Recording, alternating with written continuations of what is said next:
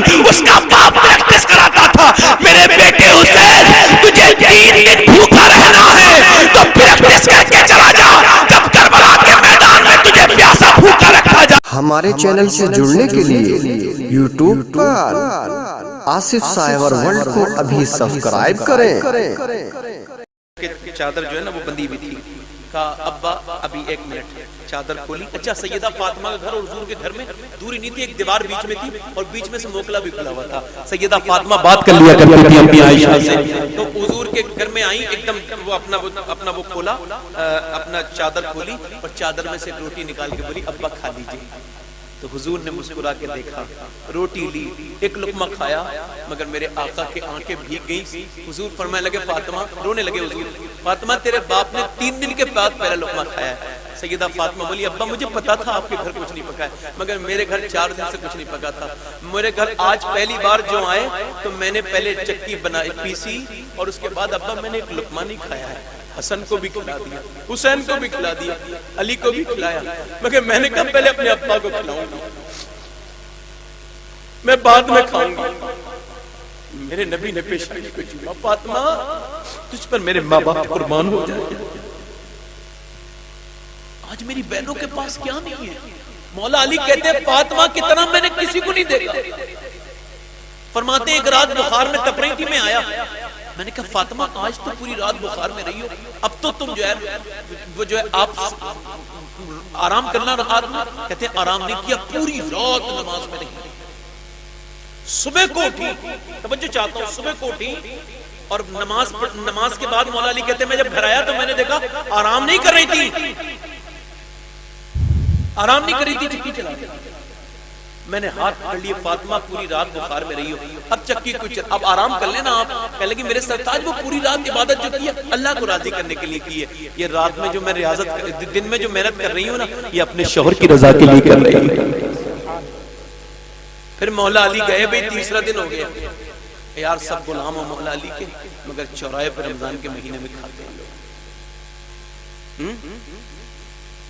جب افطار کا وقت ہوتا ہے نا، میں روزہ کبھی رکھتا ہوں نا رمضان میں، افطار کا وقت ہوتا ہے تو میں کبھی کبھی رونے لگتا ہوں، یا اللہ ہم لوگ روزہ کیا ہمارا روزہ ہے، اتنی پکوڑیاں، اتنی جو ہے وہ پھل، اتنے میٹھے، اتنی گوشت، اتنی تلی ہوئی چیزیں، سب یہ ہمارے کیا روزے ہیں؟ روزے تو وہ تھے کہ روزے کے بعد پھر روزہ ہے، آج یہ 3 دن کا روزہ ہے، مولا علی چلے ہیں، پورے دن مشقت مزدوری کر کے پھر گھر کو آئے ہیں، اللہ اکبر، جب شام کے وقت میں گھر کو آئے ہیں تو پھر وہ جو دے دیے، پھر سیدہ فاطمہ 3 دن کی بھوکی۔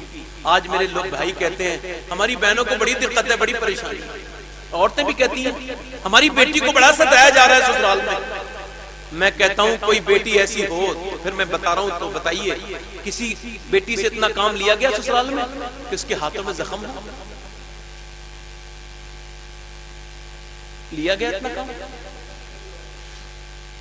مولا علی کہتے ہیں کہ جب میری شادی ہوئی نا تو میں نے کہا دیکھو تو فاطمہ کیسے لباس میں آئی ہیں دلہن بن کے، یار کتنی بھی غریب آدمی کی بیٹی کی شادی ہو، دلہن بنتی ہے تو کپڑے نئے پہنتی ہے، نہیں پہنتی ہے، اللہ اکبر، 5 جوڑی 10 جوڑی پہنتے ہیں۔ مولا علی فرماتے ہیں کہ میں نے کہا دیکھو تو کہتے جب میں گیا تو میں نے دیکھا نا دلہن کو اپنی، کہتے ہیں تو میں نے ان کی چادر کو دیکھا تو میں رونے لگا اور بہت رویا، کیونکہ نبی کی بیٹی جس چادر میں دلہن بن کے آئی تھی اس میں 17 پیمد لگے ہوئے تھے، مگر میری ماں مخدومہ کو کسی شکوہ نہیں تھا کہ میرے پاس کپڑے نہیں ہیں، میرے ابا نے مجھے ایسے رخصت کر دیا، نہیں، انہیں معلوم تھا دنیا کچھ نہیں ہے، آخرت سب کچھ ہے۔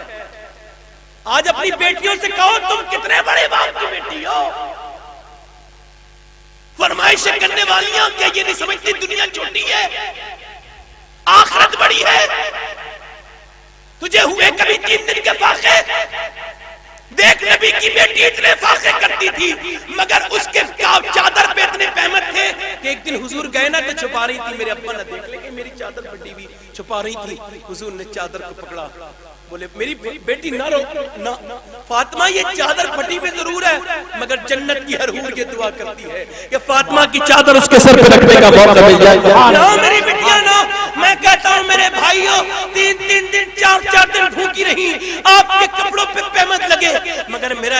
کہتا ہے جس کا آنچل نہ دیکھا ماں مہر نے اس ردائے نزاہت میں لاکھوں سلام. کیا جواب دیں گی بازاروں میں گھومنے والیاں؟ کیا جواب دیں گی میری بیٹیاں جنہیں جو ہے وہ ویسٹرن کلچر پیارا ہے؟ وہ بچیاں کیا جواب دیں گی جو تھرکتی ہیں؟ وہ بچیاں کیا جواب دیں گی جو فلمی گانوں پر ناچنا اپنی بیٹیوں کو سکھاتی ہیں؟ وہ بتائیں امت کو برباد کرنے والی ہو، تمہیں میرا رب معاف نہ کرے گا. یاد رکھنا تم جب تک نیک ہوتی تھی تو بچے نیک ہوا کرتے تھے. میں تم سے کہتا ہوں تمہارے پر ذمہ داریاں بڑی ہیں. یہ تمہاری آئیڈیل نہیں ہے. یہ دیکھو تمہاری آئیڈیل یہ 3 دن کے بعد بھی چکی چلا رہی ہے اور شکوہ کوئی نہیں ہے. چکی چلا رہی ہے، 3 دن چکی چلائی. آج تو سوچتی نہیں میرے بچے کھانا کھائیں گے. حسن کا چہرہ اترا ہوا،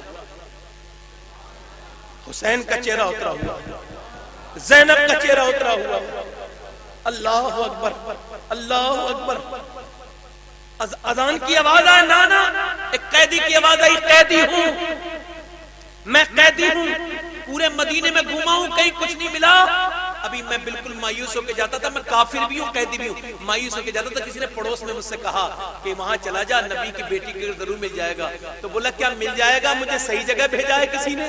اللہ اکبر. سیدہ فاطمہ نے ایک دم کھانا اٹھا کے دے دیا. پورے نبی کے گھر والے خود نہ کھاتے ہیں، بھوکوں کو کھلا دیتے ہیں. کیسے صابر ہیں محمد کے گھر آنے والے. آج تو ہم مہمانوں کو نہیں کھلا پاتے. ہمارے گھروں میں برکتیں کیوں نہیں؟ ہمارے دل چھوٹے ہو گئے. کوئی مہمان آ جائے تو اس سے جانے کے بارے میں پہلے پوچھتے تم جاؤ گے کب. اب ہمارے یہاں رواداری نہیں رہی. اے میرے بھائی محبت کرو، دوستی کرو، اطمینان کرو. آج میری بہنیں کا دل الکساتا ہے، کہتی میں کھانا بنا کے تو کھلاؤں؟ یہ کوئی میرے میکے والے تھوڑی آئے ہیں، یہ تو تیرے گھر والے آئے ہیں، تو دیکھ لے اسے. میں کہتا ہوں تیرے گھر پہ مہمان آیا ہے اور یہ اللہ کی طرف سے آیا ہے، نہ یہ میکے والے کا ہے نہ یہ سسرال والے کا ہے. تو اس کی خدمت کر میری بہن، اپنا دل بڑا کر. ذرا غور کر، نبی کی بیٹی کھانا دے رہی ہے، سیدہ زینب بھوکی ہے، امام حسن کھانا دے کے آ گئے. ادھر کھانا دے کے نواسا آ رہا تھا، ادھر جبرائیل نانا کے پاس آ رہے تھے اور یہ پیغام سنا رہے تھے. وہ یطعمون الطعام علی حبہ مسکینا و یتیما و اسیرا. وہ جو کھلاتے ہیں اللہ کی محبت میں، کسے؟ مسکین کو، یتیم کو اور قیدی کو. ایسے وہ اللہ کی محبت میں کھلاتے ہیں. ارے کھانا حسن اور حسین کھلائیں، خاتمہ سیدہ فاطمہ کھلائیں اور اللہ خوش ہو جائے. قرآن میں اس کا ذکر فرما دے. مگر یہ روزے 3 دن ہی کیوں رہے تھے؟ یہ اللہ کی مصلحت تھی. یہ 3 دن کے روزے کیوں تھے؟ یہ تو علی کے گھر میں پریکٹس کرائی جا رہی تھی. امام حسین کو بڑا بھائی پریکٹس کرا رہا تھا، ماں پریکٹس کرا رہی تھی، اس کا باپ پریکٹس کراتا تھا. میرے بیٹے حسین، تجھے 3 دن بھوکا رہنا ہے تو پریکٹس کر کے چلا جا. جب کربلا کے میدان میں تجھے پیاسا بھوکا رکھا جائے تو اس پریکٹس کو یاد کر لینا، اپنا سر کٹا دینا، دین بچا لینا. زندہ باد، زندہ. اللہ اکبر، سبحان اللہ. پیچھے سے ذرا جواب دیجئے، زور سے بولیے سبحان اللہ. سبحان اللہ، سبحان دل لگا کے بولیے، سبحان اللہ، سبحان اللہ. مسکرا کے بولیے. بات آگے کرتا ہوں. دل لگ رہا ہے؟ دل لگ رہا ہے تو کربلا کی بات کر لیں. کربلا، اگر کربلا کی بات میری یہاں سے میری بہنوں تک پہنچ جائے اور اگر بھائیوں تک پہنچ جائے تو ہاتھ جوڑ کے. اس سے برا وقت میں نہیں سمجھتا کہ ایک سید زادہ آپ کے سامنے ہاتھ جوڑ. اپنے لیے نہیں، آپ کے لیے. امام کربلا کے میدان میں گئے، سب شہید ہو گئے. مگر کیوں گئے بھائی؟ 72 کو لے کے جانا 22,000 کے مقابلے میں کیوں گئے ہیں؟